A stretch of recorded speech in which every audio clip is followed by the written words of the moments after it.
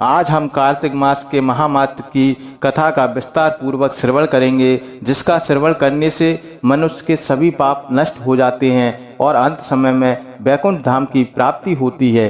सूत जी कहते हैं, श्री कृष्ण भगवान से अनुमति लेकर देवर्षि के नारद के चले जाने के पश्चात सत्यभामा प्रसन्न होकर भगवान कृष्ण से बोली, हे प्रभु, मैं धन्य हुई, मेरा जन्म सफल हुआ। मुझ जैसी त्रिलोक सुंदरी के जन्मदाता भी धन्य हैं, जो आपकी 16,000 पत्नियों के बीच में आपकी परम प्यारी पत्नी बनी। मैंने आपके साथ नारद जी को यह कल्प वृक्ष आदि पुरुष विधिपूर्वक दान में दिया, परंतु वही कल्प वृक्ष मेरे घर लहराया करता है। यह बात मृत्यु लोक में किसी स्त्री को ज्ञात नहीं है। हे त्रिलोकीनाथ, मैं आपसे कुछ पूछने की इच्छुक हूँ। आप मुझे कृपया कार्तिक महामात्र की कथा विस्तार पूर्वक सुनाइए, जिसको सुनकर मेरा हित हो और जिसका करने से कल्प पर्यंत भी आप मुझसे विमुख न हो।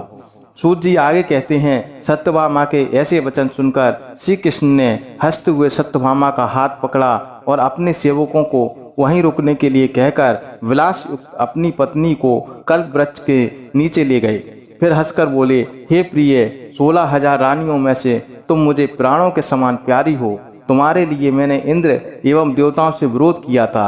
हे कांते, जो बात तुमने मुझसे पूछी है उसे सुनो। एक दिन मैंने तुम्हारी इच्छा पूर्ति के लिए गरुड़ पर सवार होकर इंद्र लोक जाकर कल्प वृक्ष मांगा। इंद्र द्वारा मना किए जाने पर इंद्र एवं गरुड़ में घोर संग्राम हुआ और गौलोक में गरुड़ जी गायों से युद्ध किया। गरुड़ की चोट से उनके कान एवं पूंछ कटकर गिरने लगे, जिससे 3 वस्तुएं उत्पन्न हुई। कान से तमाकू, पूंछ से गोभी और रक्त से मेहंदी। इन तीनों का प्रयोग करने वाले को मोक्ष नहीं मिलता। तब गौओं ने भी क्रोधित होकर गरुड़ पर वार किया, जिससे उनके 3 पंख टूटकर गिर गए। इसके पहले पंख से नीलकंठ, दूसरे से मोर और तीसरे से चकवा चकवी उत्पन्न हुए। हे प्रिय, इन तीनों का दर्शन करने मात्र से ही सुफल प्राप्त हो जाता है। यह सुनकर सत्यभामा ने कहा, हे प्रभु, कृपया मुझे मेरे पूर्व जन्मों के विषय में बताइए। मैंने पूर्व जन्म में कौन कौन से दान, व्रत व जप नहीं किए हैं? मेरा स्वभाव कैसा था? मेरे जन्मदाता कौन थे और मुझे मृत्यु लोक में जन्म क्यों लेना पड़ा? मैंने ऐसा कौन सा पुण्य कर्म किया था जिससे मैं आपकी अर्धांगिनी हुई? श्री कृष्ण भगवान कहते हैं, हे प्रिय, अब मैं तुम्हारे द्वारा पूर्व जन्म में किए गए पुण्य कर्मों को विस्तार पूर्वक कहता हूँ, उसे सुनो। पूर्व समय में सतयुग के अंत में मायापुरी में अत्रि गोत्र में वेद वेदांत का ज्ञाता देव शर्मा नामक एक ब्राह्मण निवास करता था। वह प्रतिदिन अतिथियों की सेवा, हवन और सूर्य भगवान का पूजन किया करता था। वह सूर्य के समान तेजस्वी था। वृद्धावस्था में उसे गुणवती नामक कन्या की प्राप्ति हुई। उस पुत्रहीन ब्राह्मण ने अपनी कन्या का विवाह अपने ही चंद्र नामक शिष्य के साथ कर दिया। वह चंद्र को अपने पुत्र के समान मानता था और चंद्र भी उसे अपने पिता की भांति सम्मान देता था। एक दिन वो दोनों कुश व समदा लेकर के लिए जंगल में गए। जब वे हिमालय की तलहटी में भ्रमण कर रहे थे, तब उन्हें एक राक्षस आता हुआ दिखाई दिया। उस राक्षस को देखकर भय के कारण उनके अंग शिथिल हो गए और वे वहां से भागने में भी असमर्थ हो गए। तब उस काल के समान राक्षस ने उन दोनों को मार डाला। चूंकि वे धर्मात्मा थे, इसलिए मेरे पार्षद उन्हें मेरे वैकुंठ धाम में मेरे पास ले आए। उन दोनों द्वारा आजीवन सूर्य भगवान की पूजा किए जाने के कारण मैं दोनों पर अति प्रसन्न हुआ। गणेश जी, शिव जी, सूर्य व देवी, इन सब की पूजा करने वाले मनुष्य को स्वर्ग की प्राप्ति होती है। मैं एक होता हुआ भी काल और कर्मों के भेद से 5 प्रकार का होता हूँ। जैसे एक देवदत्त, पिता, भ्राता आदि नामों से पुकारा जाता है। जब वे दोनों विमान पर आरूढ़ होकर सूर्य के समान तेजस्वी रूपवान चंदन की माला धारण किए हुए मेरे भवन में आए, तो वे दिव्य भोगों को भोगने लगे। भगवान श्री कृष्ण आगे कहते हैं, हे प्रिय, जब गुणवती को राक्षस द्वारा अपने पति एवं पिता के मारे जाने का समाचार मिला, तो वह विलाप करने लगी। हा नाथ, हा पिता, मुझको त्याग कर तुम कहाँ चले गए? मैं अकेली स्त्री तुम्हारे बिना अब क्या करूं? अब मेरे भोजन वस्त्र आदि की व्यवस्था कौन करेगा? घर में प्रेम पूर्वक मेरा पालन पोषण कौन करेगा? मैं कुछ भी नहीं कर सकती। मुझ विधवा की कौन रक्षा करेगा? मैं कहाँ जाऊं? मेरे पास तो अब कोई ठिकाना भी नहीं रहा। इस प्रकार विलाप करते हुए गुणवती चक्कर खाकर धरती पर गिर पड़ी और बेहोश हो गई। बहुत देर बाद जब उसे होश आया तो वह पहले की ही भांति करुण विलाप करते हुए शोक सागर में डूब गई। कुछ समय के पश्चात जब वह संभली तो उसे ध्यान आया कि पिता और पति की मृत्यु के बाद मुझे उनकी क्रिया करनी चाहिए जिससे उनकी गति हो सके। इसलिए उसने अपने घर का सामान बेचकर उसके प्राप्त धन से उसने अपने पिता एवं पति का श्राद्ध आदि कर्म किया। तत्पश्चात वह उसी नगर में रहते हुए 8 पहर भगवान विष्णु की भक्ति करने लगी। उसने मृत्यु पर्यंत तक नियम पूर्वक सभी एकादशियों का व्रत और कार्तिक महीने में उपवास एवं व्रत किए।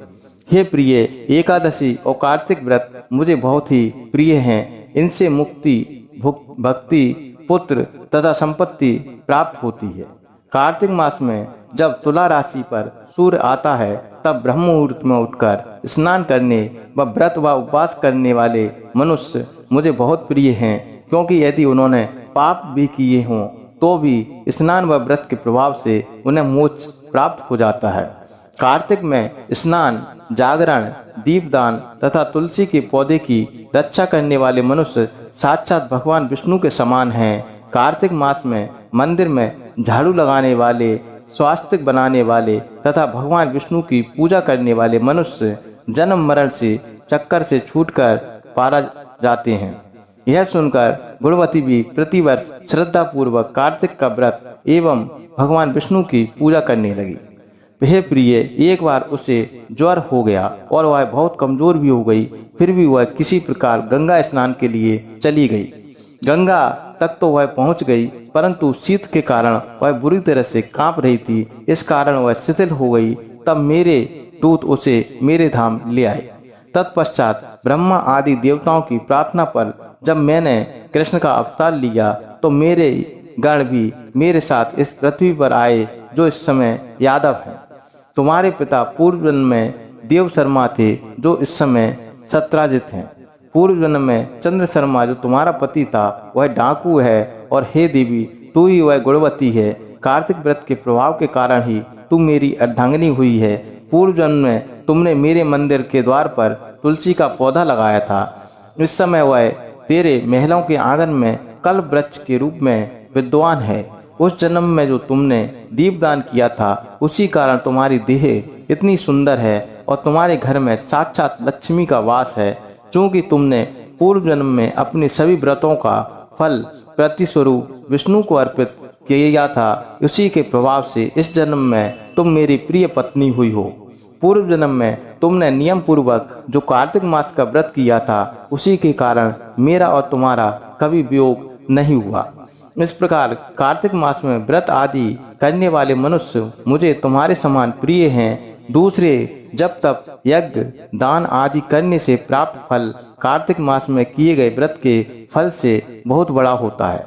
अर्थात कार्तिक मास के व्रतों का 16वां भाग भी नहीं होता। इस प्रकार सत्यभामा भगवान श्री कृष्ण के मुख से अपने पूर्व जन्म की पुण्य का प्रभाव सुनकर बहुत प्रसन्न हुई। सत्यभामा ने कहा, हे प्रभु, आप तो सभी काल में व्यापक हैं और सभी काल आपके आगे एक समान है। फिर भी यह कार्तिक मास ही सभी मासों में श्रेष्ठ क्यों है? आप सब तिथियों में एकादशी और सभी मासों में कार्तिक मास को ही अपना प्रिय क्यों कहते हैं? इसका कारण बताइए। तब भगवान श्री कृष्ण ने कहा, हे भागिनी, तुमने बहुत अच्छा प्रश्न किया है। मैं तुम्हें इसका उत्तर देता हूँ, ध्यान पूर्वक सुनो। इसी प्रकार एक बार महाराज व्यन के पुत्र राजा पृथु ने प्रश्न के उत्तर में देवर्षि नारद से प्रश्न किया था, और जिसका उत्तर देते हुए नारद जी ने उसे कार्तिक मास की महिमा बताते हुए कहा, हे राजन, एक समय शंख नाम का एक राक्षस बहुत बलवान एवं अत्याचारी हो गया था। उसके अत्याचारों से तीनों लोक में त्राही त्राही मच गई। उस शंखासुर ने स्वर्ग में निवास करने वाले देवताओं पर विजय प्राप्त कर इंद्रादि देवताओं एवं लोकपालों के अधिकारों को छीन लिया। उससे भयभीत होकर समस्त देवता अपने परिवार के सदस्यों के साथ सुमेरु पर्वत की गुफाओं में बहुत दिनों तक छिपे रहे। तत्पश्चात वे निश्चित होकर सुमेरु पर्वत की गुफाओं में ही रहने लगे।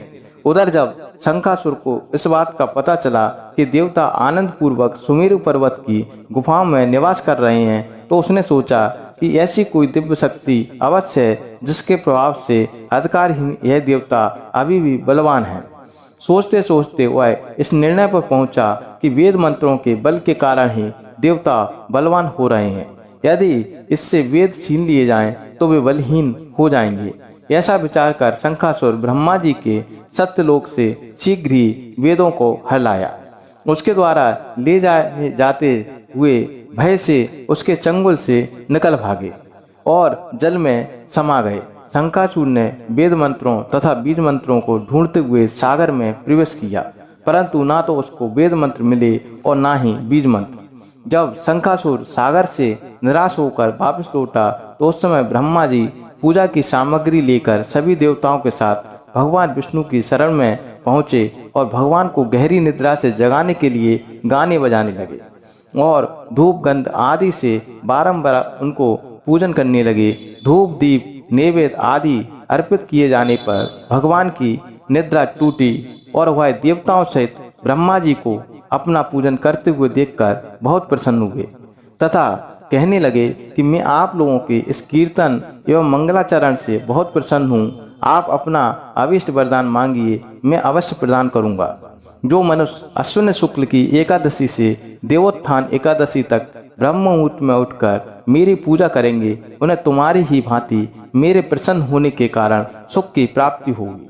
आप लोग जो पद्म, अर्ध, आचमन और जल आदि सामग्री मेरे लिए लाए हैं, वे अनंत गुणों वाली होकर आपका कल्याण करेंगी। शंखासुर द्वारा हरे गए संपूर्ण वेद जल में स्थित हैं। मैं सागर पुत्र शंखासुर का वध करके उन वेदों को अभी लाए देता हूँ। आज से मंत्र बीज और वेदों सहित मैं प्रतिवर्ष कार्तिक मास में जल में विश्राम किया करूँगा। अब मैं मत्स्य का रूप धारण करके जल में जाता हूँ।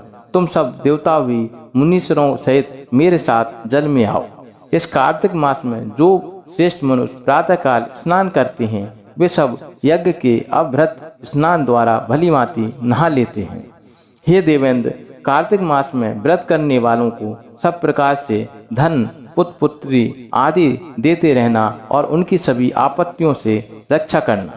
हे धनपति कुबेर, मेरी आज्ञा के अनुसार तुम उनके धन धान्य की वृद्धि करना, क्योंकि इस प्रकार का आचरण करने वाला मनुष्य मेरा रूप धारण करके जीवन मुक्त हो जाता है। जो मनुष्य जन्म से लेकर मृत्यु पर्यंत विधि पूर्वक इस उत्तम व्रत को करता है, वह आप लोगों का भी पूजनीय है। कार्तिक शुक्ल पक्ष की एकादशी तिथि को तुम लोगों ने मुझे जगाया है, इसलिए यह तिथि मेरे लिए अत्यंत प्रीतिदायिनी और माननीय है। हे देवताओं, यह दोनों व्रत नियम पूर्वक करने से मनुष्य मेरा सानिध्य प्राप्त कर लेते हैं। इन व्रतों को करने से जो फल प्राप्त होता है, वह अन्य किसी व्रत से नहीं मिलता। अतः प्रत्येक मनुष्य को सुखी और निरोग रहने के लिए कार्तिक महामात्य और एकादशी का कथा सुनते हुए उपयुक्त नियमों का पालन करना चाहिए। नारद जी ने कहा। ऐसा कहकर भगवान विष्णु मछली का रूप धारण करके आकाश से जल में गिरे। उस समय विंध्याचल पर्वत पर तप कर रहे महर्षि कश्यप अपनी अंजलि में जल लेकर खड़े हुए थे। भगवान उनकी अंजलि में जा गिरे। महर्षि कश्यप ने दया करके उसे अपने कमंडल में रख दिया। मछली के थोड़ा बड़ा होने पर महर्षि कश्यप ने उसे कुएं में डाल दिया। जब वह मछली कुएं में भी न समा सकी तो उन्होंने उसे तालाब में डाल दिया। जब वह तालाब में भी ना आ सकी तो उन्होंने उसे समुद्र में डाल दिया। वह मछली वहां भी बढ़ने लगी। फिर मत्स्य रूपी भगवान विष्णु ने इस शंखासुर का वध किया और शंखासुर को हाथ में लेकर बद्रीवन में आ गए। वहां उन्होंने संपूर्ण ऋषियों को बुलाकर इस प्रकार आदेश दिया, मुनीश्वरों, तुम जल के भीतर बिखरे हुए वेद मंत्रों को खोज करो और जितनी जल्दी हो सके उन्हें सागर के जल से बाहर निकाल लाओ। तब तक मैं देवताओं के साथ प्रयाग में ठहरता हूँ। तब उन तपोबल संपन्न महर्षियों ने यज्ञ और बीजों सहित संपूर्ण वेद मंत्रों का उद्धार किया। उनमें से जिस ऋषि ने उपलब्ध किए वही उन बीज मंत्रों का उस दिन से ऋषि माना गया। तदंतर सब ऋषि एकत्र होकर प्रयाग में गए और वहां उन्होंने ब्रह्मा जी सहित भगवान विष्णु को उपलब्ध हुए सभी वेद मंत्र समर्पित कर दिए। सब वेदों को पाकर ब्रह्मा जी बहुत प्रसन्न हुए। उन्होंने देवताओं और ऋषियों के साथ प्रयाग में अश्वमेध यज्ञ किया। यज्ञ समाप्त होने पर सब देवताओं ने भगवान से निवेदन किया कि देवादिदेव जगन्नाथ, इस स्थान पर ब्रह्मा जी ने खोए हुए वेदों को पुनः प्राप्त किया है और हमने भी यहाँ आपके प्रसाद से यज्ञ भाग पाए हैं। अतः यह स्थान पृथ्वी पर सबसे श्रेष्ठ पुण्य की वृद्धि करने वाला एवं भोग तथा मोक्ष प्रदान करने वाला हो। साथ ही यह समय भी महापुण्यमय और ब्रह्म घाती आदि महापापियों की भी शुद्धि करने वाला हो तथा तप स्थान यहाँ दिए हुए दान को अच्छा बना देने वाला भी हो, यह वर दीजिए। भगवान विष्णु बोले, देवताओं, तुमने जो कुछ कहा है वह मुझे स्वीकार है। तुम्हारी इच्छा पूर्ण हो। आज से यह स्थान ब्रह्म क्षेत्र के नाम से प्रसिद्ध होगा। सूर्यवंश में उत्पन्न राजा भागीरथ यहाँ गंगा लेकर आएंगे और वह यहाँ सूर्य कन्या अमना से मिलेगी। ब्रह्मा जी और तुम सब देवता मेरे साथ यहाँ निवास करो। आज से यह तीर्थराज के नाम से विख्यात होगा और तीर्थराज के दर्शन से तत्काल सब पाप नष्ट हो जाएंगे।